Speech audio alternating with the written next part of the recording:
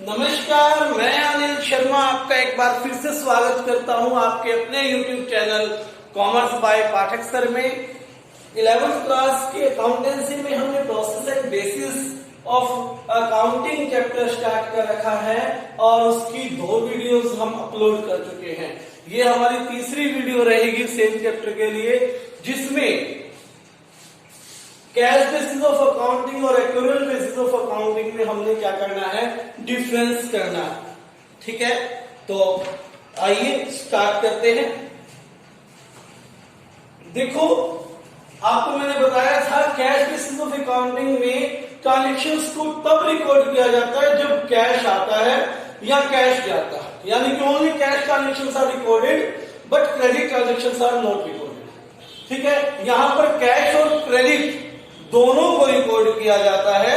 ये एक्यूरल जब कोई ट्रांजेक्शन एक्सपेंस रिसिप्ट अकर्ड होती है, इनकर होती है, उसी टाइम हम क्या करते हैं, इसमें क्या एंट्री करते हैं, रिकॉर्ड करते हैं।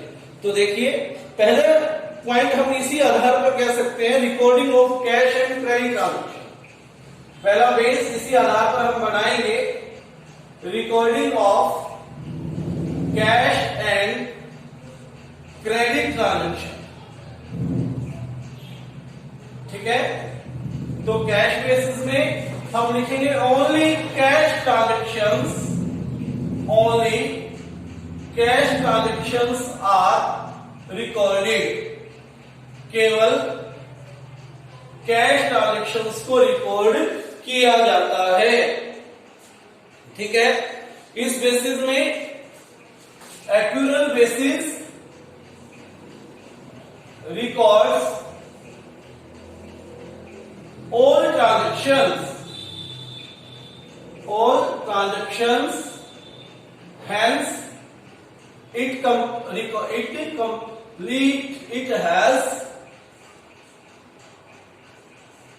has complete record of each transaction. Each transaction, whether it is cash, चाहे ये कैश ट्रांजेक्शन है और क्रेडिट ट्रांजेक्शन। ठीक है, दोनों को इसमें क्या किया जाता है, रिकॉर्ड किया जाता है। ठीक है, टाइमिंग ऑफ रिकॉर्डिंग इनकम्स। ठीक है, टाइम कब है इनकम्स को रिकॉर्ड करने का, इस बेसिस के according, as per this basis, इस बेसिस के according, when income realize in cash, जब इनकम कैश में रियलाइज होती है उस समय क्या करते हैं, हम रिकॉर्डिंग करते हैं। और accrual basis records incomes when they incur, जब वो घटित होती है, जब वो इनकम बन जाती है, तभी हम रिकॉर्ड कर देते हैं। whether cash is received or not, whether cash is received, cash receive हुआ है या नहीं हुआ है, ये इस इमैटेरियल है। whether cash is received or not, उसके बाद timings of recording expenses. Expenses को रिकॉर्ड करने का टाइम क्या है, इस बेसिस के according expenses are recorded when they have paid in cash.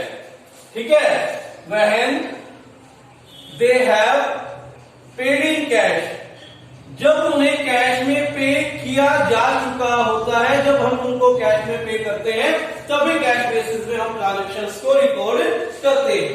और एक्यूरल बेसिस में ट्रांजेक्शंस कब रिकॉर्ड होती है, when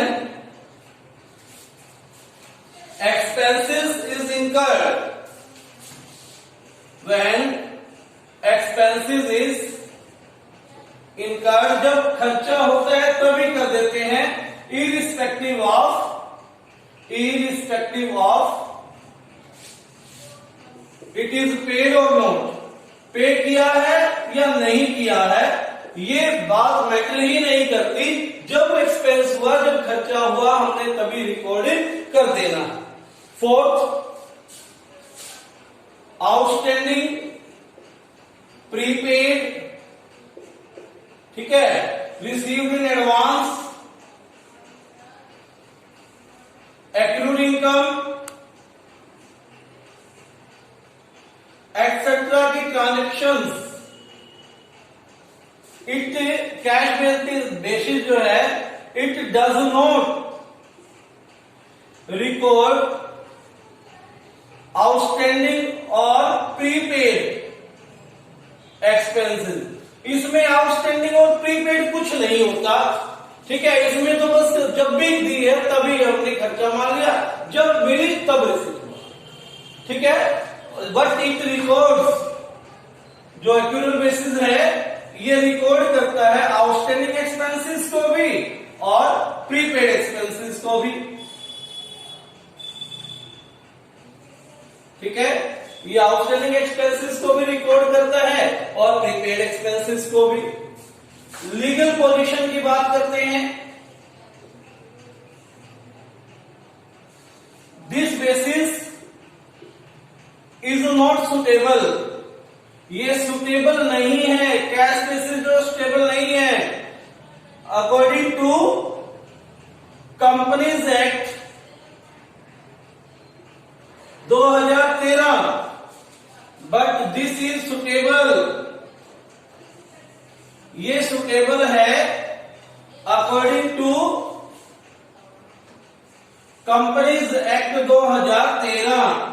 कंपनीज एक्ट 2013 के अकॉर्डिंग एक्यूरल बेसिस जो है वो सुटेबल है, दैट इज सुटेबल, वो अलाउड है, वो खर्चा, वो जो एक्यूरल बेसिस है 2013 के एक्ट ने उसे वैलिडिटी दी है कि हाँ भाई ये खर्चा जो है ये वैलिड है, ठीक है।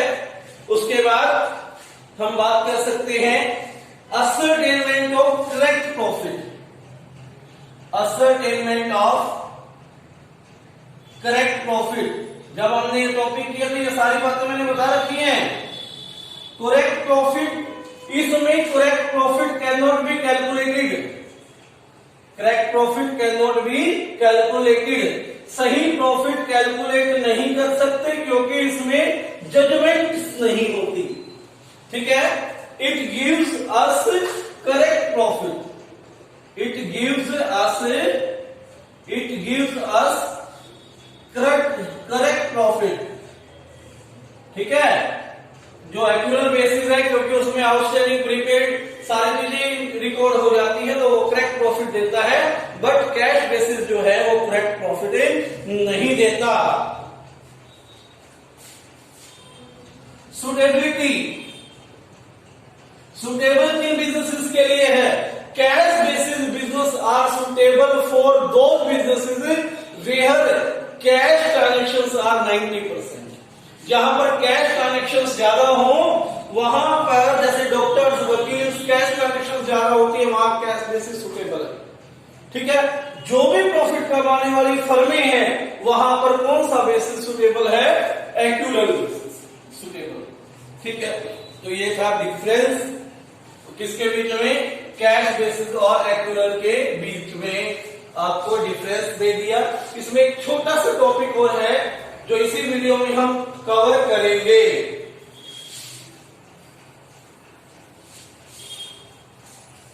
Hybrid basis of cash accounting, hybrid basis of accounting, accounting का हाइब्रिड बेसिस, जैसे कि नाम से ही पता है hybrid means it is mixture of, ये मिक्सचर है of cash basis of accounting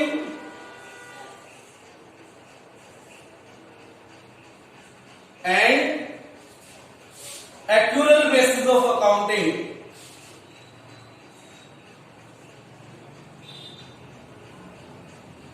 ठीक है। इस सिस्टम के according incomes and assets, income और असेट्स जो हैं आर रिकॉर्डेड, उन्हें रिकॉर्ड करते हैं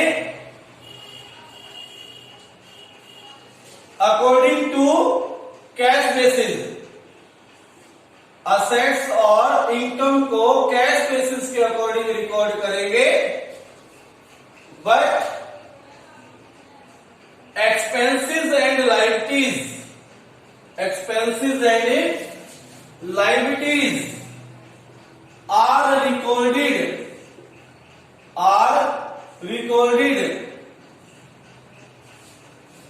under accrual basis। ठीक है, यानी कि ये दोनों का, कैश बेसिस का और एक्यूरल बेसिस का क्या है, मिला जुला स्वरूप है। इसमें असेट्स और इनकम्स को कैश बेसिस के अकॉर्डिंग, एक्सपेंसेस और लायबिलिटीज को एक्यूरल बेसिस के अकॉर्डिंग रिकॉर्ड करेंगे।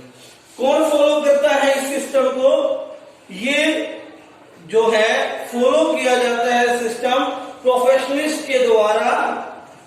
ठीक है, प्रोफेशनलिस्ट इसको फॉलो करते हैं, जैसे लॉयर्स, डॉक्टर्स एक्सेट्रा।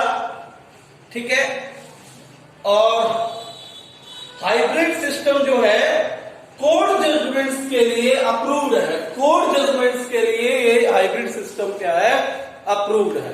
तो इस चैप्टर में यही था, फिनिश हो गया आपका। ठीक है, आप चैनल जरूर सब्सक्राइब करें ताकि अगला चैप्टर हम जल्दी से कर सके। धन्यवाद।